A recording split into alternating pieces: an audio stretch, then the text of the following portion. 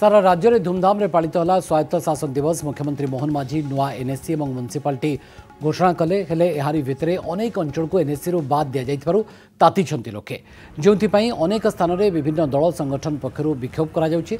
बालेश्वर जिला भोगराई ब्लॉक चंदनेश्वर को एनएससी घोषणा नहीं दाबी होई आसला हेले एनएससी तालिकार निज अंचल ना नथिबा जानिबा परे बीजेडी और बीजेपी मुहांमुही होइछंती।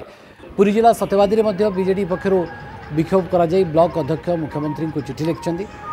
सेपरी काकटपुर बाद पड़ा को नहीं काकटपुर में राजनीति जोर।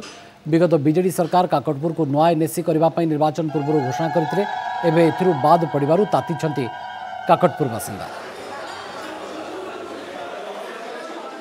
काकटपुर विधानसभा निर्वाचन मंडली की पूर्वतन सरकार भंडे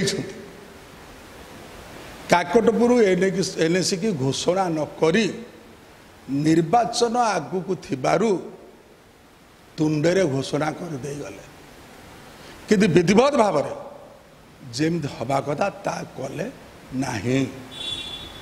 यही जिते एनएससी घोषणा पर्व चलला आरंभ है घोषणा पूर्वर मुझे निजे जा मंत्री सहित आलोचना करी एवं देखी तदारख करी जे काकटपुर तो पूर्व सरकार घोषणा करती एथरिक कौन है एवं भारी दुखित बर्बाहत हेली। जस्ट मान 8-10 दिन पूर्व बर्बाहत हेली जे काकटपुर ताधे चिन्ह भिन्न ना कि लिस्ट सुधा ना खाता खतियाना ना। जिलापाल जरिया मुख्यमंत्री को प्रस्ताव जाइए, माननीय नगर उन्नयन मंत्री और पंचायत मंत्री को भेटिकी चिठी लिखिकी किंतु दुर्भाग्यर विषय बर्तमान सुधा चंदनेश्वर एनएससी घोषणा है ना। से आज सर्वदलीय बैठक ये चंदनेश्वर डका होता। आम बीजेडी बीजेपी कांग्रेस एवं विभिन्न जो संगठन मान अच्छी जो नागरिक संगठन मान अच्छी सिविल सोसाइटी बुद्धिजीवी मान डका होता। समस्ते आज प्राय 200-250 लोक ये उपस्थित थे।